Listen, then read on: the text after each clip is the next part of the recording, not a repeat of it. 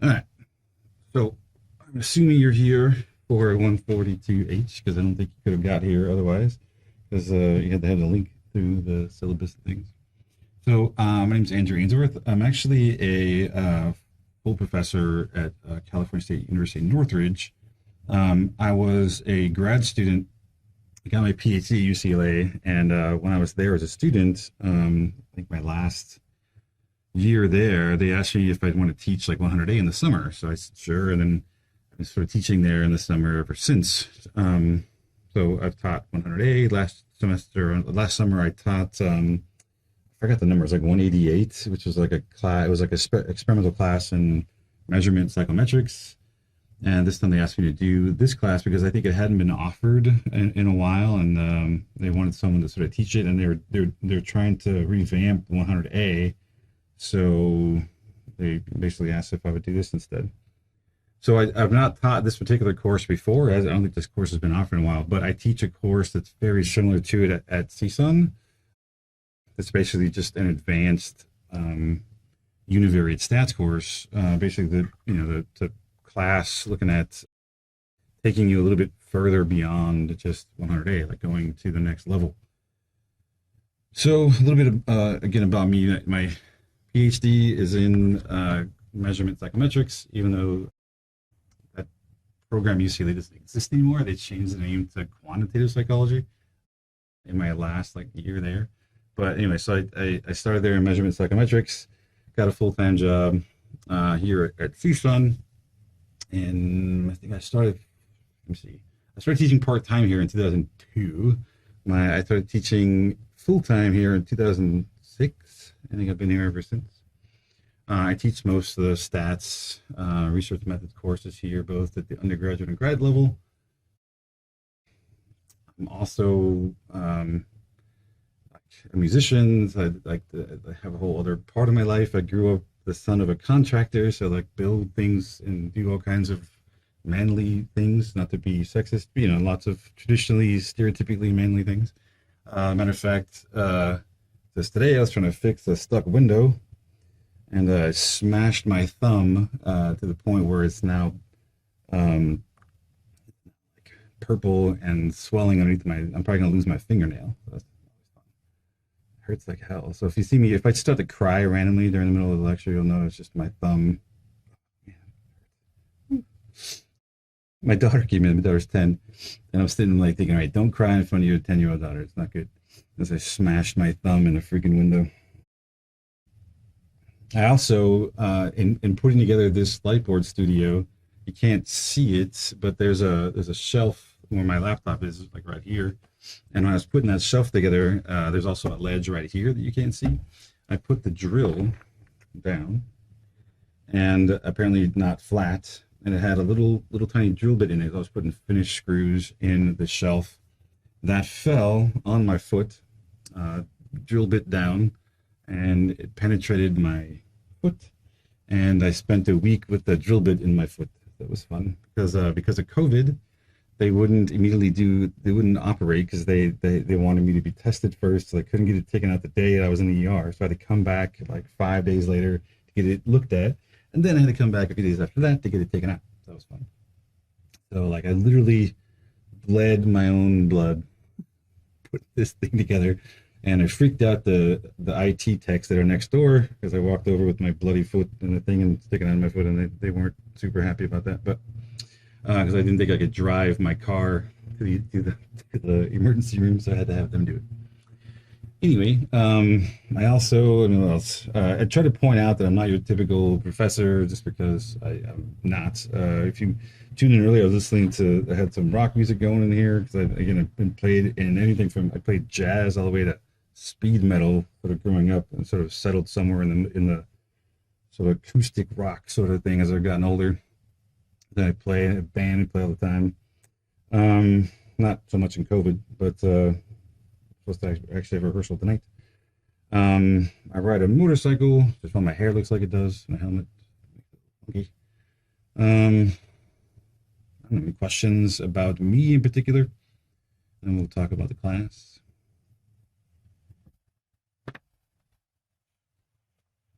Well, I play I mean, my main instrument, I play the guitar, and so mostly I'm rhythm guitar and I sing. So I'm usually the lead singer and I play rhythm guitar. But I have played other instruments. I've played bass in bands. I even played drums in a band for a little while, but I wasn't that great. So that's why I don't do that anymore. There's other better drummers out there. And plus, drums are just such a pain in the ass to store and keep anywhere because they're so huge. But yeah, I play guitar. I started playing when I was like 11 or something like that. I still have my first acoustic and my first electric. I've kept those, and I've sold many other. We bought and sold many other ones since then. I have my originals that are all beat up. They're like my first. Any other questions?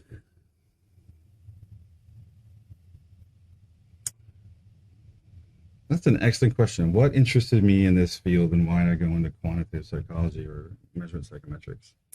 It definitely wasn't a plan. It wasn't like I was like, in middle school going, I want to grow up and be a quantitative psychologist. That was never in the books. Matter of fact, if in high school or something you told me that's what I was going to do, I would have laughed at you. It came down, I mean, I got into the psych because of clinical. And I wanted to be a clinician. I wanted to help people and things. And then I realized that being a clinician and helping people, being a psychologist, a counselor, it's just really customer service. It's a customer service job. I realized, man, I don't like customer service jobs. So especially when people are telling you about problems you really can't fix, you can only help them fix. I don't know. It started to appeal less and less for me, especially when I found out how competitive it was. Right. So lots and lots of clinicians out there. Same thing with social psych. I love social psychology, and I've done some research in it and stuff. But it's a very competitive field as well. I can tell you the difference. When I applied to UCLA for the grad program, I think I was one of 5 applicants, and they took 2 students. Or the social program, there were like 500 applicants, and they took 10. So the odds are just a lot better, especially if you're someone who doesn't hate statistics, doesn't mind the programming and all that stuff. It's actually a really good way to go because there are oftentimes many jobs per person getting their degree, unlike a lot of other fields where there's multiple people per job. So it's less competitive. It's a lot easier a route to take than trying to become a clinical psychologist, social psychologist, which was my other options, my other goals. And I just, as time went by, I took a class like this one. I realized that this stuff, like I didn't hate it. I'd never say that I loved it. It wasn't like I was like, yay, stats, but I didn't hate it. Everyone else seemed to hate it, and I was like, it's not that bad. And sort of kept with it. Took more advanced courses and things, and just realized that I'm actually pretty good at it. And didn't come easy, but if I worked at it, I can understand things, and it was pretty good. So I just sort of stuck with it and realized it was actually a pretty good way to go relative to other much more competitive fields. That's not probably the story you wanted to hear, but like, you want to say like, oh, I just always love math. No, not really. And people are like, oh, it's because you have a math background. No, not really. I mean, I never, like in high school, it wasn't like I was the math whiz. I wasn't bad at it, but I never thought I would go into a mathematics field. Just sort of just naturally sort of progressed that way. And when I applied to PhD programs, I applied to social programs, and I applied to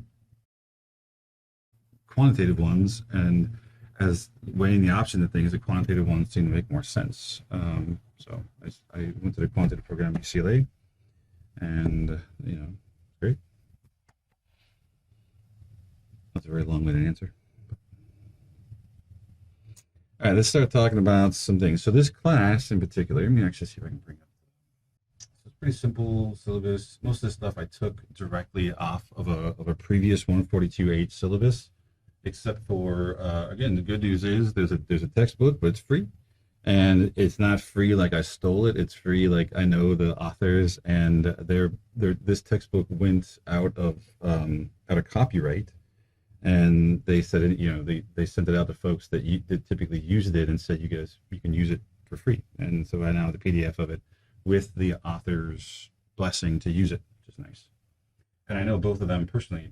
Both Barbara Tabasic and Linda Fidel were instructors here at CSUN. I was one of their students back a long time ago. So I posted that on CCLE already. and I'll also be posting that stuff up there. If you haven't had a chance yet, Jamovi is the program we'll be using, and it's free. It functions very similar to SPSS, so it's sort of a nice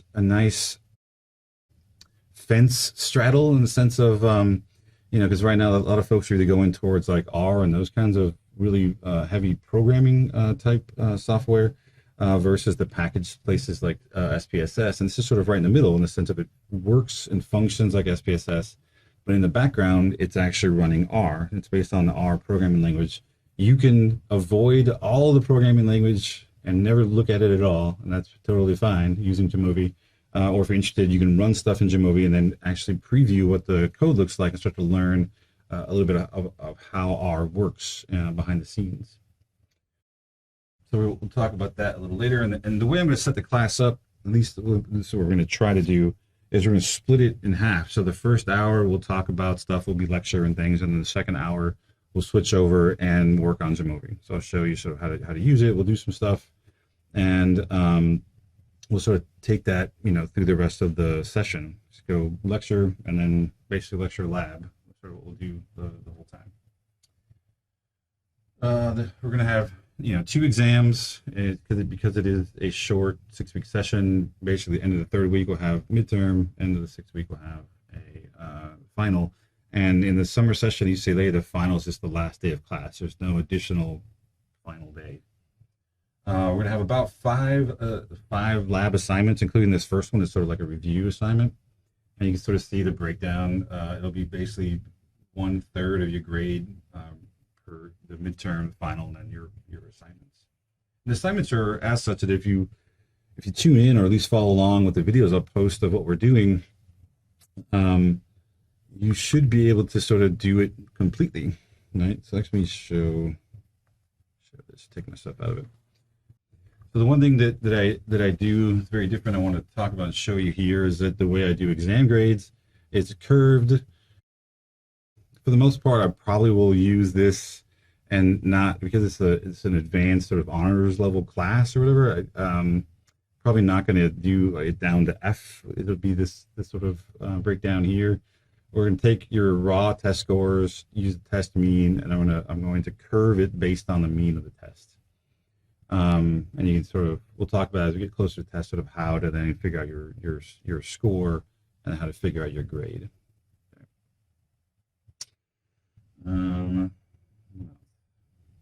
There's information for OSD here. If you need a laptop, there's a place you might be able to go and borrow a laptop for the summer session. And then let's talk about the class schedule and some assigned readings here. So this is the tentative schedule. I'll make it a little smaller. Basically, going to talk about, review some concepts today. We're going to talk about correlation regression, and we're going to move into sort of then building that up into multiple regression and talk about what's called the general linear model, GLM. The reason why we're going to do that and in that order is that we're going to find out that the one factor, factorial, and even repeated measures and mixed ANOVAs, all those are just sort of sub parts. They're all parts of the general linear model. They really all relate back to regression. So it's all going to be one big family as we move sort of close. So we talk about that first, and then we'll talk about how to solve things like a one factor between groups ANOVA via regression versus the sort of more traditional deviation methods that we tend to use. All right. Questions about any of that stuff?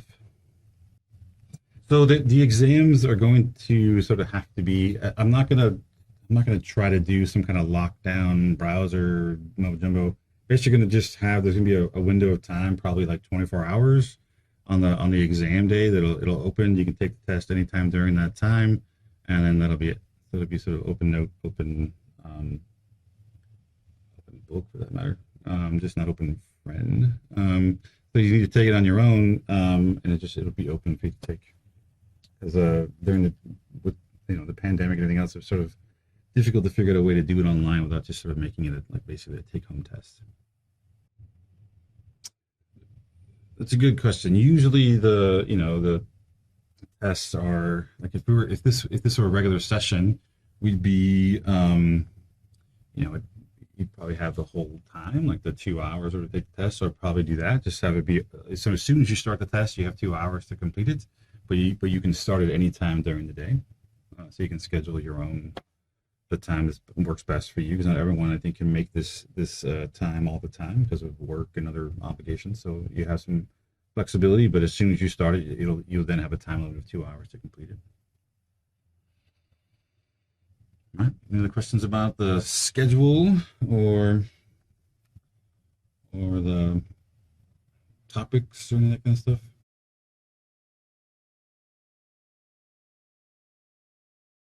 I'm not going to take attendance. I recommend that you come there, to these because you can ask questions. I can clarify things.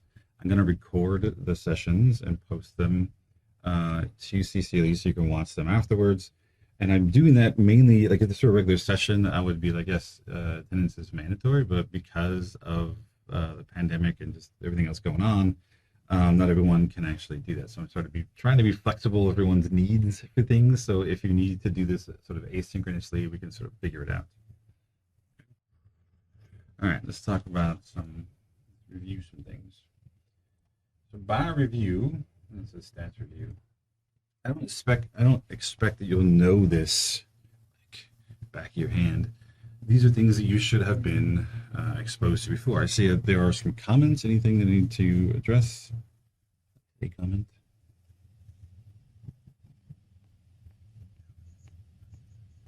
Okay, I just haven't clicked on it. Great. All right. So this is not meant to be. One, it's not exhaustive, and two, it's not meant to be something. These are not things you're supposed to know sort of back of your hand. These are just things that you should have been exposed to in like 100A. That's the big assumption for this course, that you've taken at least a course like 100A, been exposed to the basic stats that course covers. And I'm assuming you've probably taken 100B as well, where you've got to apply it a little bit more, but you're still sort of in the same realm of things. So topics like descriptive statistics.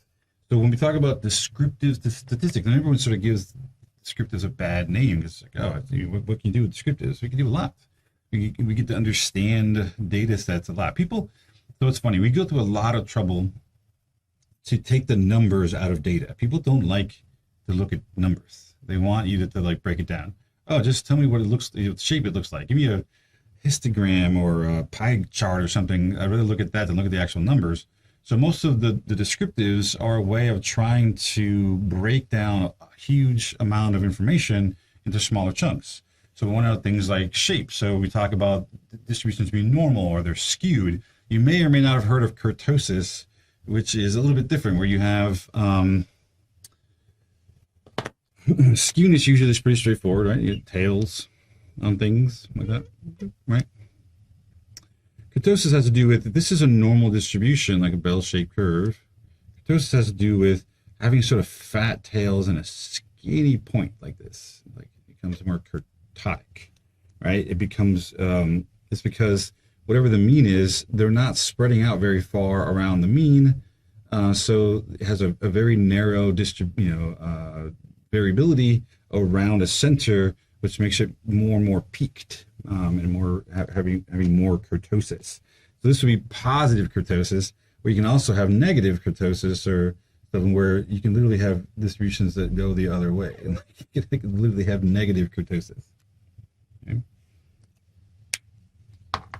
We have things like, central tendency. You I'm sure have had mean, median, and mode shoved down your throat many, many, many, many times. So I'm not going to go too much into that, but this is one of those things where if you haven't done these kind of things, or these are terms you've not come across, these are good things to talk to me about during office hours. Send me an email or something, or just look at, Google some of these things, take notes of things that you may have missed at some point, and sort of brush up on them. So we typically want to know, these are the three things we want to know about any distribution. We want to know its shape. We want to know, okay, well, what's the central tendency look like? What's the most typical score like in that distribution? We can ask that in three different ways. The most frequent, the one in the middle, or we can actually take an arithmetic mean, right? But we also want to know, all right, well, how far do scores spread out around that mean? Is everyone really, really close together? You got sort of more kurtosis, or is everyone sort of spread apart? So you have a lot of variability around one sort of central tendency. So we want to know both of those things. Sort of what's the center look like, and how much do people or the scores and distribution really adhere around that center. And we usually measure it in a lot of ways. The range is very simple, just the highest and lowest. The variance, the problem with the variance is that it's very useful for lots of things, but it's in this squared unit, so it's sort of hard to to really understand as a descriptive. So we tend to take the square root and use the standard deviation as a way of getting at what's the average amount of units each score spreads out from the center. That's the dispersion. Stop me anytime you have questions or comments or anything. I'm just going through this quick because I'm assuming you've seen these before, and not to sort of drag on things that you're like, yeah, I get it. When talking about the most common descriptives we tend to look at are things like the mean, right? And you may have seen the mean written out as m sub x, or you may have been taught to put bars on whatever a mean is. So any letter that has a bar on it means that's the mean of that thing. Either one of those are fine. I think the textbook that I'm using uses x bar, so I'm trying to stick to that. But if you see an mx in there every once in a while, it means the same thing. So maybe I should go with you. So this is the variance. How would you describe this equation to someone who's never seen it before? What is this equation doing? What do we do? What's the variance do for us? And while you're thinking about that, I'm gonna grab something to drink.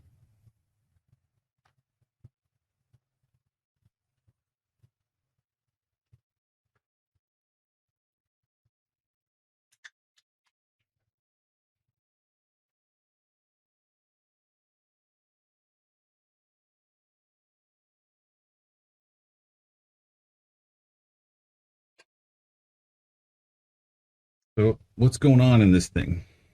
Sometimes some of the fear that comes with stats is being looking at equations that got all these crazy letters and Greek things and getting a little overwhelmed by it. So let's walk through it. What's this equation doing?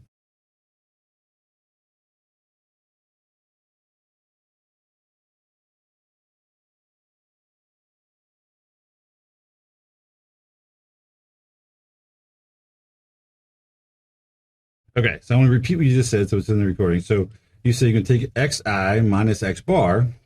So this is each individual score in a distribution minus the mean of the distribution. And that gives you, you said it perfectly, it gives you a residual. It's how far away, right, each of these things are away from the mean, right? And why do we square them? Well, if I took, I'm sorry, go ahead, please. Nope. Yeah, and there actually is such a thing as the absolute deviation, right?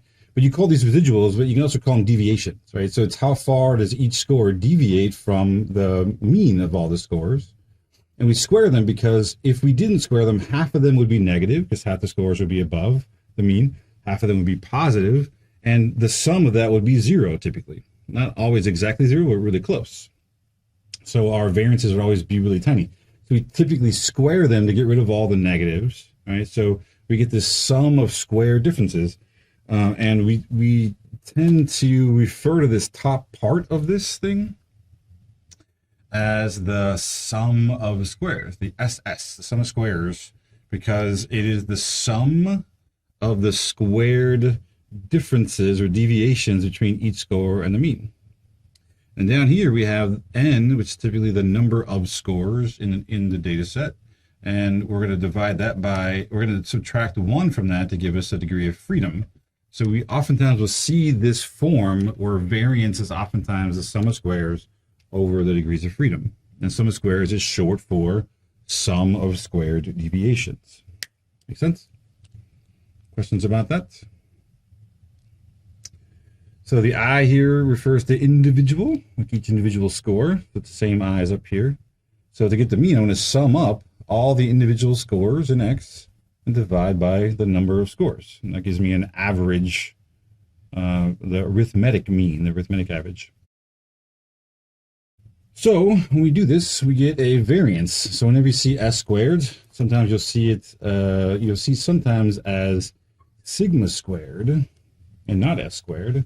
And the difference there is it's the exact same thing. Everything's the same, except it's all the individual scores minus some population mean squared over just N. And the reason why we call this sigma squared, or the variance this way, is because here we know the population mean, right? So we know a little bit more about it. And so we don't have to take the degrees of freedom. We can divide directly by N. And people, there's a lot of confusion about, well, when do I use this one versus when do I use this one? Like, what's the right one? And the answer is this one is the one that you will use like 99.99% of the time. Because realistically, you're not going to have whole populations, you're going to have samples. We're going to use those samples to estimate populations. So we tend to do that by using degrees of freedom and using the mean of the sample to try to estimate the population. It's very rare, unlikely you're going to be using whole populations. So we tend not to use this one very much. The one with N on the bottom doesn't get used very often unless you're not wanting to infer any meaning anywhere. All right, so we got this variance thing that is these sum of square deviations divided by some degree of freedom. But in the end, this is now a sum of a bunch of squared things, the square deviations. So it's as descriptive, we tend to then move to using the square root of all that to give us the standard deviation. So this is the standard deviation and variance are related. One is just the square of the other, or the square root of the other, depending on how you want to look at it. Okay.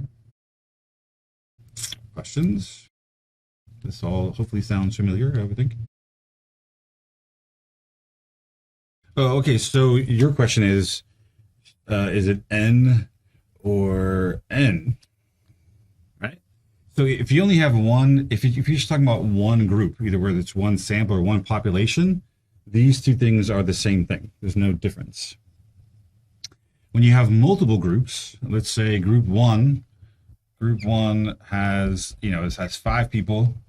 Group 2, has 4 people, and group 3 has 2 people. Right now we have 3 different groups. Somehow however they're grouped together, it doesn't matter. We're treating them as 3 different groups. Well, I now have a big N that equals to all of them added up together. So it's at 9, 10, 11. Right? So then we start talking about the difference between little n and big N, because little n refers to the group, where big N refers to the total. But if there's only one group, like if there's just N, then N equals N, because there's no groups, there's no subscripts, we're not splitting them up. It's just one group, so it doesn't matter if it's N or N. There's another thing that people talk about all the time, and you get this drilled into your brain about what is what. So I'm assuming you know this stuff, but please ask if you don't know. We get told these things all the time, and for the most part, even though they're separated into these 4 different categories, we really treat things in these two groups, this and this, as 2 separate things, where these are considered sort of continuous, more or less, continuous, and these are, we do a lot of things with these that are called non-parametric.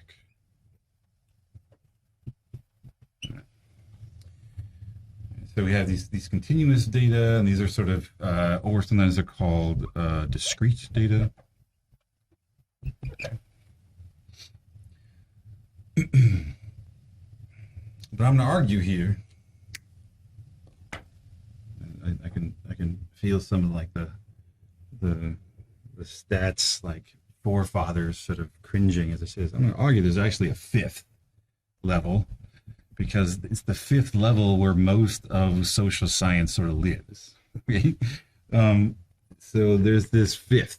I like to call it interval-ish, interval-esque, or interval adjacent. Okay, we tend to do a lot of things that really are ordinal. Like we like Likert scales, right? Where you have a rating scale like disagree, right, is a 1 to like 7, which is agree.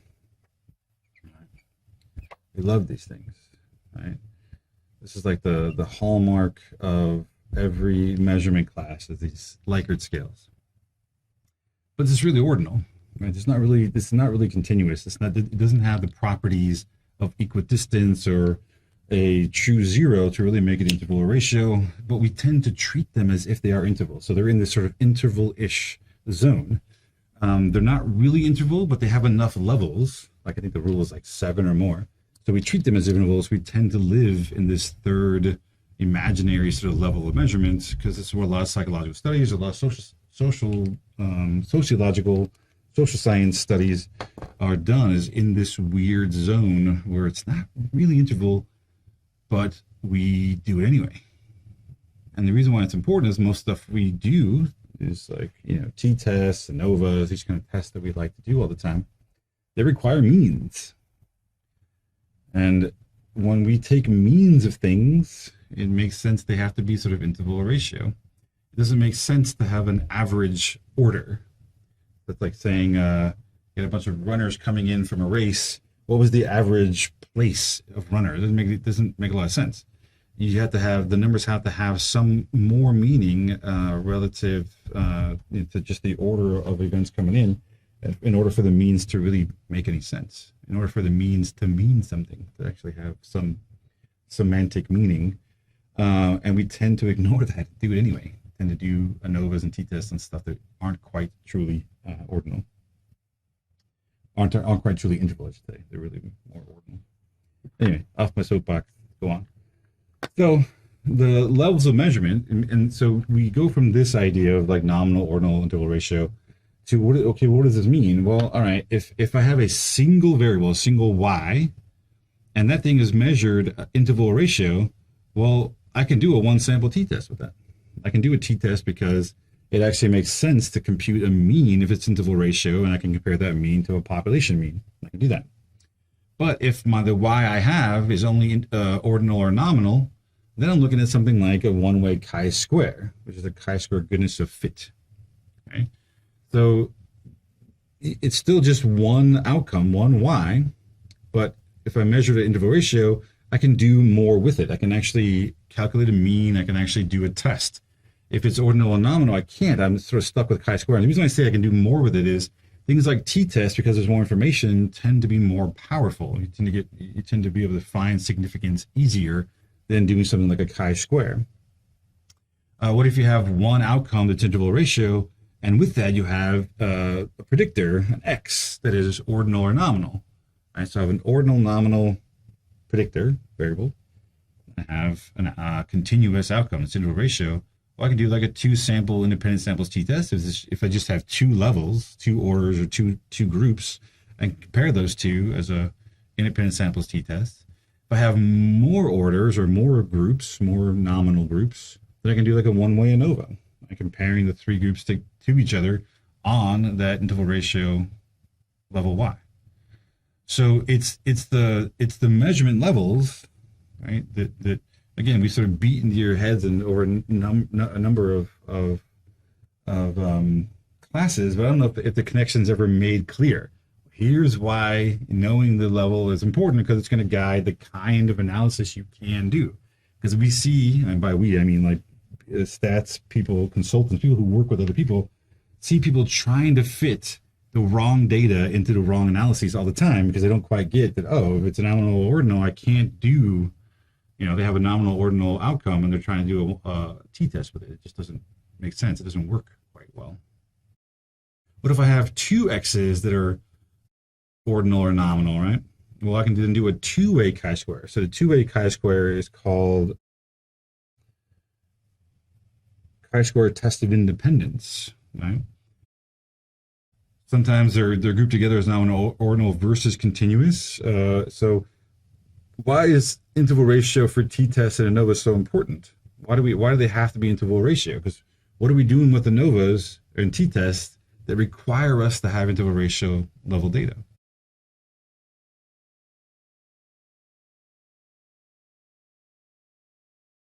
Anybody know?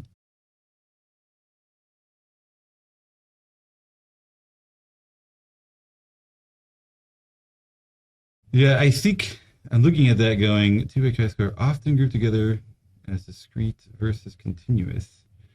I think it's supposed to look like this. I don't know why these are bulleted underneath. I think it's just supposed to be.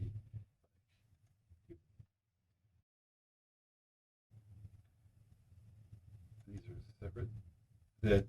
That interval ratio, nominal, ordinal are often just grouped together as discrete, right? So we use the term discrete to refer to nominal, ordinal, and continuous to refer to interval ratio. It's not supposed to be it wasn't supposed to be a sub bullet of the other thing, which I think it even confused me for a second. I'm like, wait, why is it a sub bullet of the thing? Right? Does that make more sense?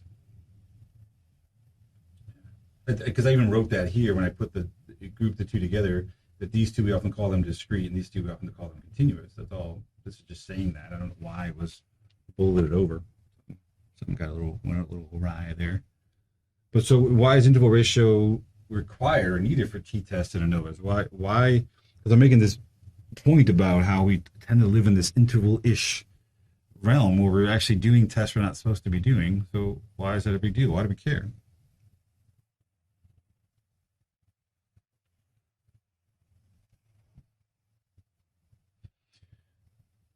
I mean, yes, but I can compare data using ordinal and nominal data as well. That's what chi-squares and those kind of things do.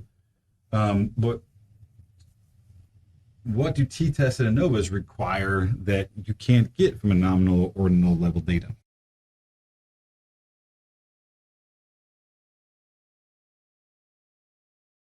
Yep, both t-tests and ANOVAs, we're comparing the mean. Specifically the mean. We're comparing the means across groups. So again, if all I have is nominal ordinal data, so think about if my outcome is nominal, it means it's like gender or ethnicity or something. They're literally categorical groups. It doesn't make any sense to say, oh, the average group is Asian.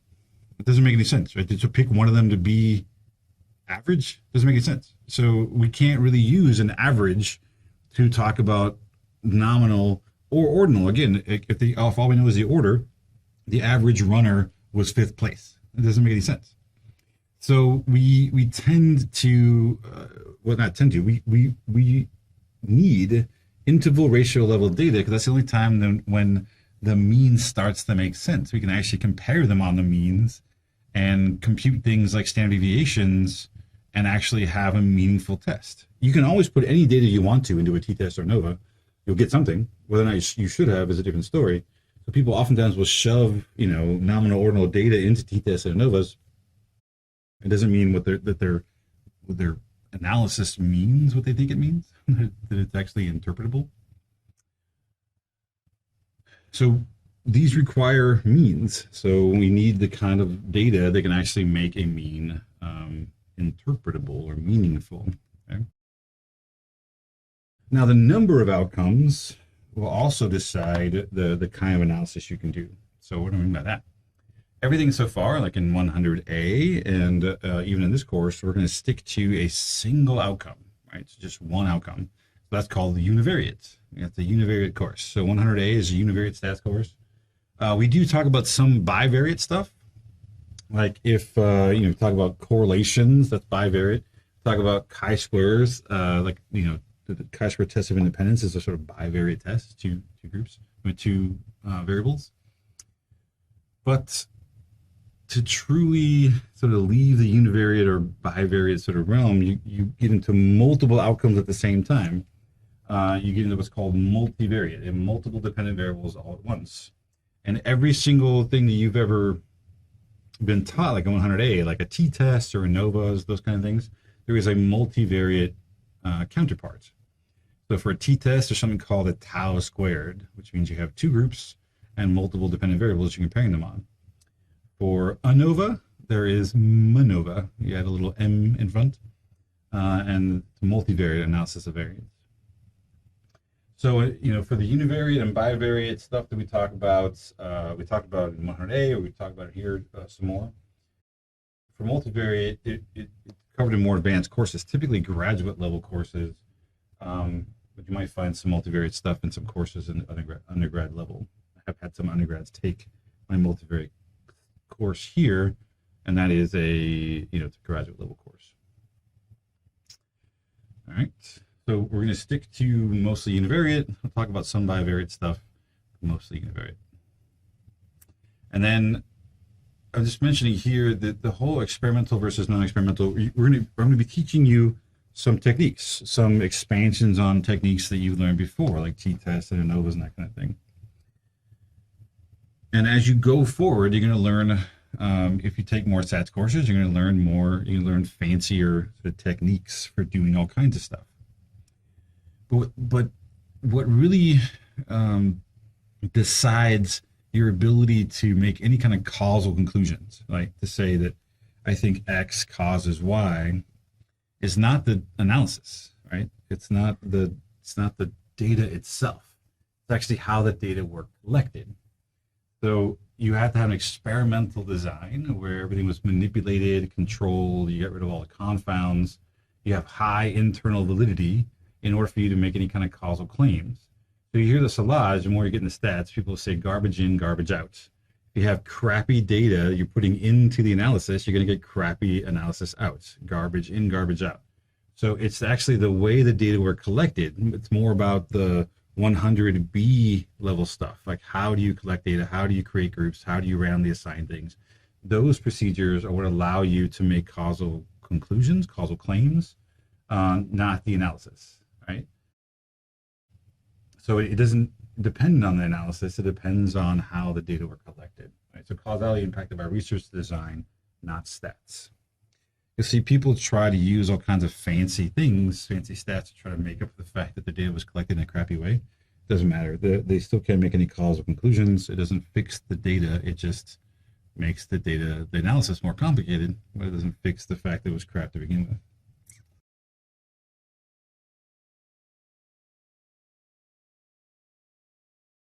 with. You could. The interval-ish, you're not going to find that as an official term anywhere. It's just a term that it's like interval adjacent is another good one. It's just, I'm pointing out that even though interval-ish doesn't really exist.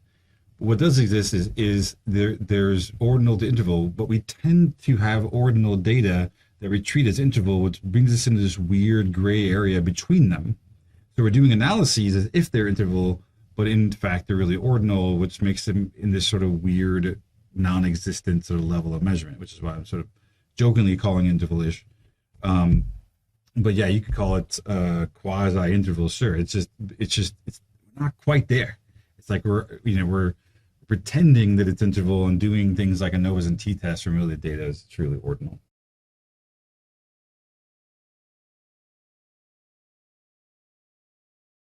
Yeah, you actually lose some, for the most part, most people probably won't even be able to tell in a sense, but you do lose some power. But the only way you'll be able to know that is if you actually had something that was truly interval and you converted it, like downgraded it to ordinal and then ran it again, you would see you actually lose some power. Your ability to find significant effects and things is actually reduced because you don't have as much information, right? So you're actually losing some information here.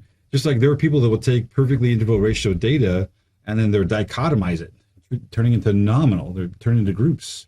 You lose all kinds of information. As you go up these levels, you're getting more and more information in your data. So if you have something that's lower down but treated as something that's higher up, you actually don't have the same amount of information. You're losing some, and it could impact. If you had the truly interval data, it may have been significant, but now that it's really ordinal, it's not now because you lost some power. And really also too, just the interpretation of it too, interpreting ordinal data, like the average of that, when you get right down to it, like, oh, that's kind of silly, that we're taking the average order, doesn't make a lot of sense, but it also gets a little goofy too when you think about, like, I had that Likert scale, 1 to 7. Oh, the average response is 4.52796, right? What? This doesn't make any sense. So yeah, the average is somehow in between. It's at a point that nobody could actually mark on the list. So it's sort of silly, right? What am I talking about? Talking about this stuff. What's next? we got a couple more slides, and we can talk more about this on Thursday. So if you have continuous outcomes, which is what we're going to talk mostly about in here, you can do all kinds of stuff. You got linear regression, general linear model kind of type stuff that we're going to talk about. You can take some randomized between groups and predict those outcomes. You get things like a one-way between groups, fixed effects ANOVA. It's a lot of verb. It's very verbose. A lot of verbiage in there because there's lots of things. Between groups is another way of saying independent. Fixed effects is something that you may not have even heard before, because fixed effects, it's like one of those things where like a fish doesn't know that it's in water until you take it out of water, right? So you oftentimes aren't told about fixed effects until you get to non-fixed effects, and then you are told that there are two different kinds of effects. So typically the stuff you learn in 100A and stuff we're going to talk about here too is all fixed effects, because there are things called random effects.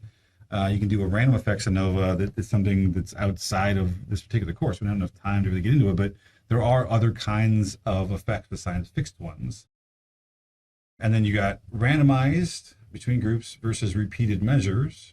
And you can have that either one way or factorial. You can have, even with repeated measures, one way or factorial. And that includes things like interactions. So you may have been introduced to something like a repeated measures ANOVA, but it's likely you didn't have it with factorial or interactions. Maybe you did, probably not, because it's oftentimes not covered because there's not enough time in 100A to get through all that stuff. Then you combine randomized groups and repeated measures together in something called a mixed ANOVA. So you can have between and within groups at the same time, or between groups and repeated measures at the same time. Think about like a drug trial. You got treatment control, you got pre and post drug, and that basically is a simple mixed design. You got two separate randomized groups over a repeated measure. That'll give you a mixed design, and that is used quite often in psychology. And yet we often don't have time at the 100A level to sort of get to that point. So we're going to talk about that in here as well. So we're going to spend a lot of time focusing on how to expand the things you know from before, like the ANOVAs and things, into factorials with interactions, how to interpret those. Same thing with repeated measures, and then also take it to a mixed point and wrap it all up in with regression and sort of make it all one big sort of family all at the same time. Make sense? I hope. I keep jabbing my thumb into things, being a constant reminder. I just put my hand in my pocket. I was like, okay. All right. So other things you can do, these are things we're not going to cover in this course, but there are ideas of other things that you can do if you have continuous outcomes. So you can actually have continuous outcomes and adjust for other variables. So you can try to adjust your outcomes for the presence of other continuous variables, which is something called an analysis of covariance, which technically is very similar, pretty much the same idea as when you have multiple regression. You have multiple predictors that are all adjusting each other for the presence of one another. Same idea. This is done sort of in an ANOVA framework, which comes out as something called an analysis of covariance, or an ANCOVA. And then I mentioned this before, you can actually have non-fixed effects. You can have random effects ANOVAs, which then gets at this idea of generalizability. So a quick rundown of what the differences are. If it's a fixed effects, it's because I picked them. I chose to compare men and women. I chose to compare Tylenol to Excedrin to Advil, right? I picked those brands to compare to one another in an ANOVA or something. But I didn't have to. I could have got together, 100 different brands of headache medicine, right? Just whatever, any brand I could find of headache medicine, and then I could go through and randomly select 3 to compare to each other, and that would become a random effect. I now am adding a random process to the groups that I'm comparing and how they affect the outcome. Same thing with even like dosage. Most of the time, people will choose specific dosages, like, we're going to choose 100 milligrams, 200 milligrams, and 300 milligrams. Or I can actually have a range, like whatever is a normal range of dosage, like from 0 to 500, and randomly pick 3 of those dosages. So it'd be like 123, 407, right? They're randomly chosen, which allows me to generalize across the entire range of values using a random effect ANOVA. So it's something we don't cover in 100A typically. So you may not have ever even heard of a random effect ANOVA, but they do exist. They help to sort of add to the generalizability of the findings to the groups that are chosen as part of the design. Again, these things are not things we're going to talk about in here. You don't have to concern yourself in terms of tests or any that kind of stuff for this stuff. There is a chapter in the textbook on random effects. If you're interested in sort of just reading up on it and finding out more about it, you can, but I'm not going to test you on it. It's not going to be something I'm going to talk about in here. Same thing with analysis covariance. They're both in the textbook, but I'm not going to cover them because we don't have enough time in the 6 weeks.